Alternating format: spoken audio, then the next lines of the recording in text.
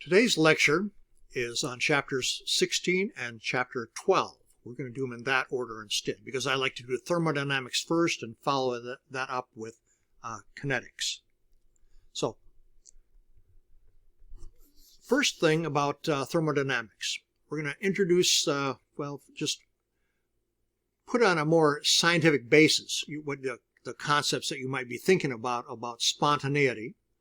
Then we're going to talk about entropy or disorder, the second and third laws of thermodynamics, and then finally free energy. A spontaneous process, you have to ask the question, will a reaction occur naturally at a given temperature and pressure without the exertion of any outside force? In other words, is a reaction spontaneous? A process that does occur naturally under a specific set of conditions is called a spontaneous process. A process that does not occur naturally under a specific set of conditions is called non-spontaneous. So, spontaneous process will just happen. A spontaneous process occurs naturally at a given set of conditions without any outside forces. For example, when you mix hydrogen and oxygen with a spark, you have to get some energy there. What happens is you get the formation of water. Now, the important thing is don't confuse spontaneous with fast.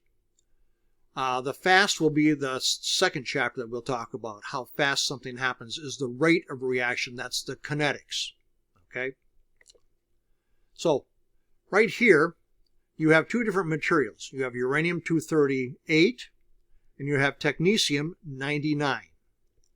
And this has to do with the relative spontaneous radioactive decay. So both of them are spontaneously decaying. It's just that this one, if you're looking at the concentration of it over time, you can see that by one day, already half of it is gone. By day 2, you're down to about 20%, and so on as you go on throughout the days. Whereas with uranium-238, although it is decaying, it's very, very much more slowly occurring. Likewise, I know a lot of you think about taking carbon and squeezing it really, really hard under a lot of pressure and making a diamond out of it, right? But actually, if you heat a diamond up, you can go the other way as well. You can take that very ordered structure and make it into graphite. Okay.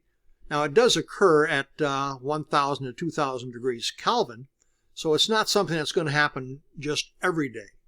So you can't use that as an excuse for why your diamonds are looking so poorly. Now, if a reaction is spontaneous in one direction, it will be non-spontaneous in the other direction. In other words, hydrogen and oxygen can form water spontaneously. Just needs that little bit of a spark.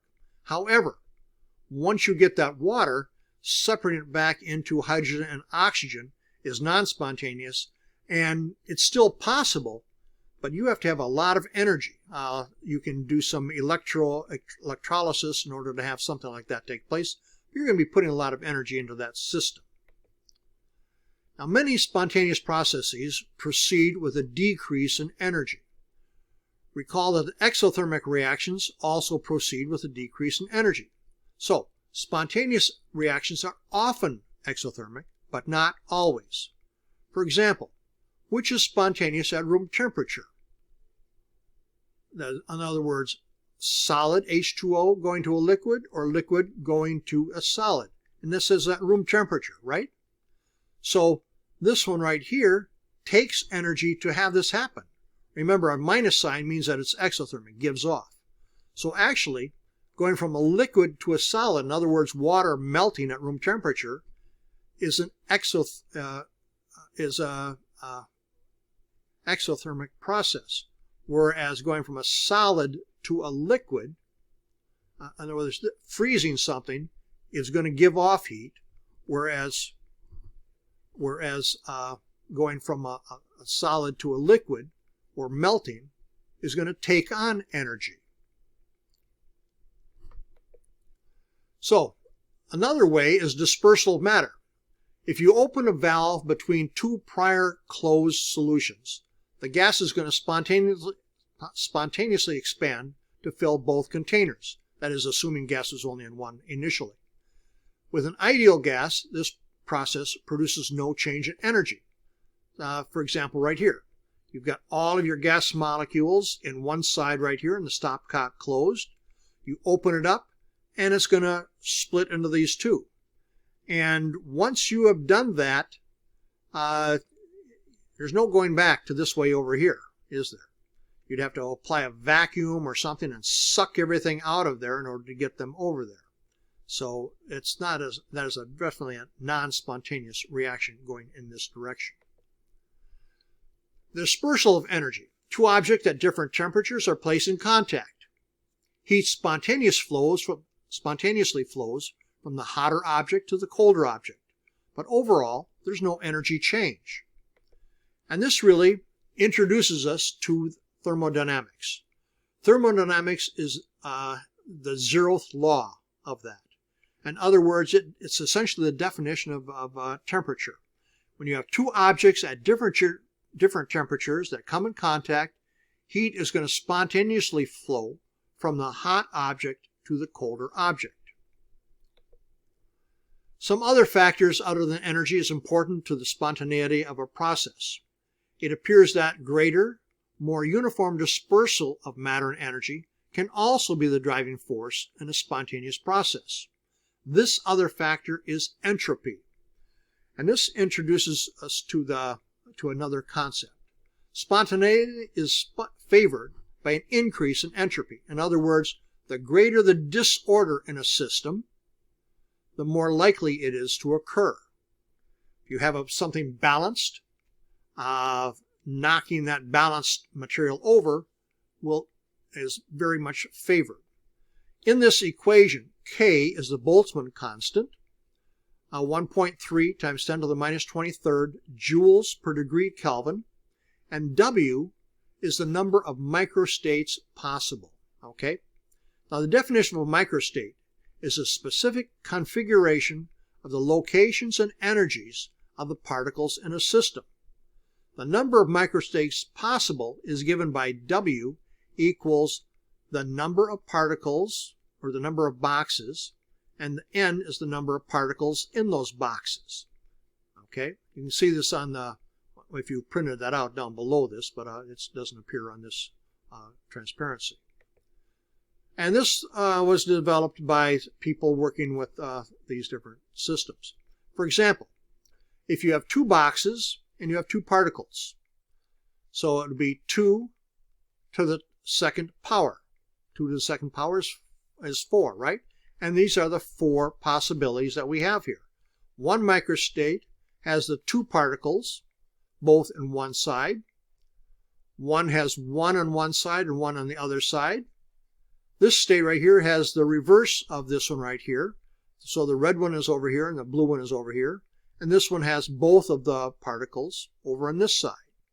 These are the 4 possible arrangements in which these particles can be distributed. So now if you have 4 particles distributed between 2 boxes, the microstates with equivalent particle arrangements are grouped together, and these are called distributions. And you can see that if you were looking at the other way, this would be a sort of a Gaussian distribution, right?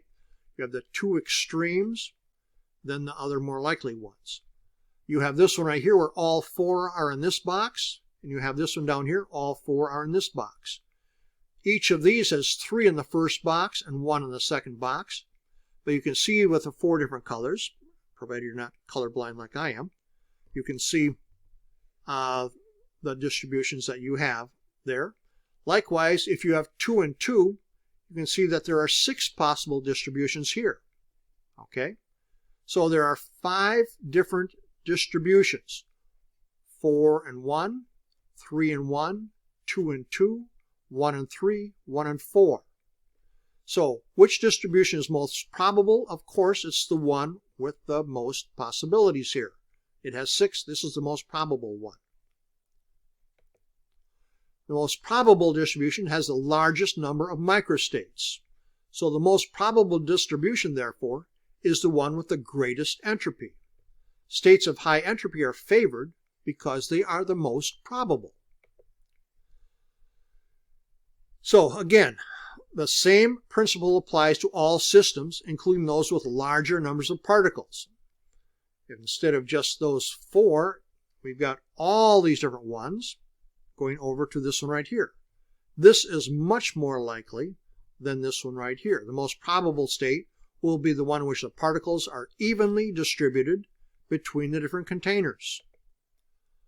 Entropy is another state function. In other words, it depends only upon your final value and your initial value. So the change in entropy for a process is the difference in entropy between the final state and the initial state. You can also do this delta S in terms of the Boltzmann equation. So you have K, the log of the final distribution, minus K, the log of the initial. Or, in terms of a simpler way of doing this, is just K log the WF divided by WI. Factors that influence entropy. First of all, it's the phase of a substance.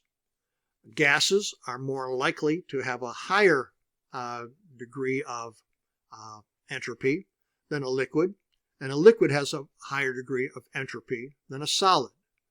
The temperature of the substance is proportional to the average kinetic of the energy of the species, of the particles. With the higher temperatures, the particles have greater freedom to move around. That's why gases have the highest, followed by liquids, followed by solids.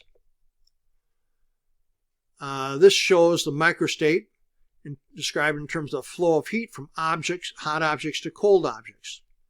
In A, before the energy flow occurs, the object comprises of particle A and B, both with units of energy on them. Okay? And then, so here the 2 units of energy are both on A, then distributed on A and B, or both are on B. In part B here, it's on A and C, A and D, B and C, B and D. Likewise for this. So you can have the heat flow results in the change in that energy of going from one to the other states. So initially you've got one state here, and then finally you've got 6 different microstates here. So here your delta K log of WF over WI is the Boltzmann constant, first of all, the log of 6 divided by 1, right? You have 6 states here, 1 state here, so it's a log of 6 divided by 1. And so if you have your calculator and calculate that, multiply it by this right here, you end up with 2.47 times 10 to the minus 23rd joules per degree Kelvin. Likewise, entropy of a substance increases as it transforms from a crystalline solid to a liquid to a gas. The entropy, effective temperature on entropy is mostly due to phase changes. Here you have one fraction of molecules. Here you have the kinetic energy here. So you've got a greater, longer distribution of kinetic energy here. Here's a fraction of molecules. So here you have the temperature, and you can see that it's starting off as a solid and slowly increases, then goes through the melting point. The liquid increases, goes from the liquid to a gas, and keeps increasing. So when a substance melts or vaporizes, it experiences a significant increase in entropy. Other factors that influence entropy are the type and number of particles that make up this substance, variations in the type of particles, pure substances versus a mixture. And we'll stop for there and then begin with the next section on the second and third laws of thermodynamics.